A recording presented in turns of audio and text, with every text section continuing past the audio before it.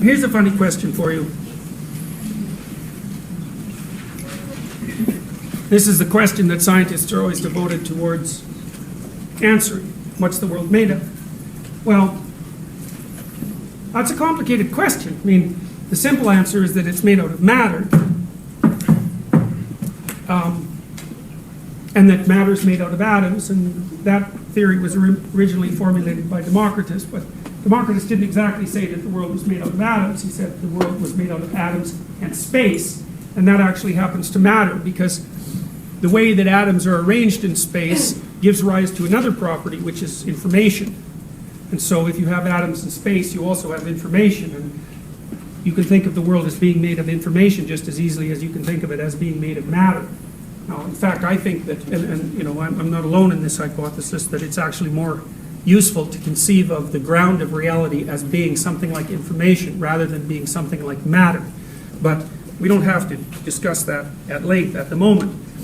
What we'll say instead is that one way of looking at the world is the materialistic perspective.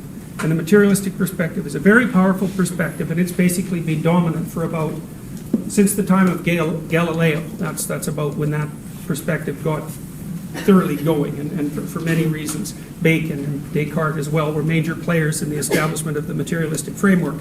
And it came about because, in many ways, because people were suffering from their inability to understand objective reality. And so, you know, we still suffer from that because there are all sorts of diseases we don't know what to do with, and we age, and, you know, things don't work out exactly like they're supposed to. And so we pay a big price for our ignorance, and so we're motivated to overcome it. And one way we have overcome it was by developing materialistic philosophy, and that materialistic philosophy enabled us to specify the structure of certain elements of the world and then to learn to predict and control it, at least to some degree. Now, you know, you learn to predict and control something, and sometimes you generate more monsters doing that, so that's problematic. But all things considered, I think it's a lot better to live now than to live 300 or 400 years ago.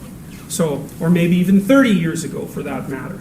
So it looks like the whole materialistic thing has been doing a lot of good for us, but it also has some serious problems, and the problems have to do with another fundamental problem that human beings have to solve, which is what you should do about what is. And because human beings are dynamic and active creatures, and so we're not mere machines of representation. We don't just care what the world is, we care what you should do with the world.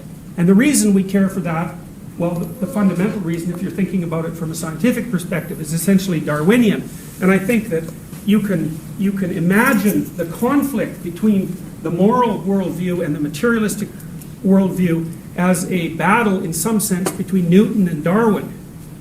So Newton was the author, the fundamental author of the idea that the world was made out of material and that it operated like a machine, you know, which was a pretty powerful perspective. That perspective came about during the time of clocks, you know, when Europeans in particular were starting to build things that would function in a very predictable manner once they were set in motion. And so Newton, in some sense, was influenced by that and assumed that the entire cosmos could be understood as a deterministic machine, and that it would be ultimately predictable and controllable. And in a famous statement, and I don't think this was Newton, although I can't remember, it might have been Descartes. Anyways, the idea is that if you knew the position of every subatomic or every atomic particle in existence, if you knew the position and the momentum of those particles, that you could then predict the entire outcome of the future. It was strictly deterministic, and the only thing that stopped you from being able to describe everything in terms of machinery was your ignorance. There was nothing at the bottom of the cosmos, so to speak, that was fundamentally unknowable. Well, that turned out to be wrong. It wasn't really discovered to be wrong until, you know, the first couple of decades of the 20th century, but it definitely turned out to be wrong. We now know that under no conceivable conditions could we gather enough information to predict the outcome of what appears to be a relatively unpredictable cosmos. There are levels of resolution that remain relatively constant and that you can manipulate, but our hope for total knowledge is gone. And that was mostly a consequence of the development of quantum mechanics. And the quantum theories have never failed an experimental test. They're the most powerful theories that human beings have ever designed. So in some ways they seem, well, they're probably not final, but they're pretty final. So, now, okay, so that's sort of the materialist end of things. Now there's a Darwinian end of things. And the reason I'm telling you about both of these things is because part of what we need to solve in order to progress properly with this course, we need to solve the problem of exactly what constitutes truth. Now, the first thing that I might say is that truth, in some ways, whether or not something is true, is a question that's sort of like whether or not a tool that you have does the job that it has. It's not so much a question about the ultimate nature of reality, because you can't get a truth that completely informs you about the ultimate nature of reality. So you're sort of stuck with partial truths.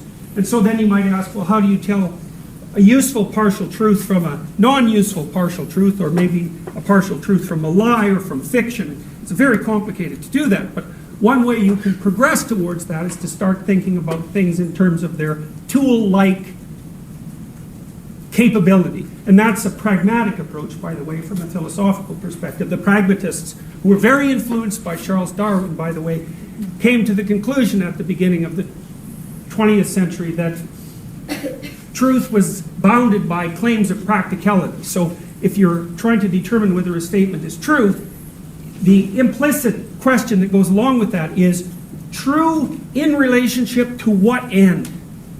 So, and the question then is sort of like, is your tool that you're using to represent the world or to act on it good enough to do what you're trying to do with it? And then if it's good enough, then your claim is true enough. Now, this is tightly tied to Darwinian philosophy, and the pragmatists recognized this right away. The pragmatists were an American group of philosophers who worked on the East Coast, particularly in Boston. And they immediately took the Darwinian hypothesis to their heart, so to speak, because the Darwinian hypothesis is also pragmatic. The Darwinian hypothesis says whatever reality is and also becomes. So it's something, but it's something that's changing too. And it changes in a way that's actually not predictable. Technically it's not predictable. It's like the stock market in that way. There are periods of time over which you can make predictions, but if you wait long enough, no matter what you think, you're going to end up wrong, especially given what knowledge is for a human being, because your knowledge is bounded, and so the way the Darwinian process solves that is by death, essentially, things that aren't good enough to solve the problem that currently presents itself to them, either die or fail to reproduce. And to the degree that organisms can come up with truth claims that are sufficient, then they live long enough to reproduce, and then the next generation faces the same problem. And that's always the way it is that truth chases a reality that's fundamentally unpredictable and that's transforming constantly. Now, the reason I want to tell you that, it's an important thing to understand, because I'm going to make a claim here that the ways of looking at the world that are more mythological than material are also real ways of looking at the world. And it's not what people generally think, because you think about fiction as not real, and underneath fiction is mythology and religious claims and that sort of thing. That's the domain of fiction and mythology. And we don't think about that as real. But that's because we think about what's real from a Newtonian perspective and not from a Darwinian perspective. From a Darwinian perspective, and this is also a claim that Nietzsche made. Nietzsche said, truth serves life. But what Darwin would say is, you can't define truth in any other way than that which serves life. That's it. You're not going to get past that. There isn't a truth past that. The truth, as far as a bounded living organism is concerned, and that certainly means us, is the body of knowledge, conceptual and embodied, that best enables survival in the face of continual transformation. And that's that. There's nothing under it. Now, as soon as you know that, then what happens is that it turns out that the things that mean things to you are also real.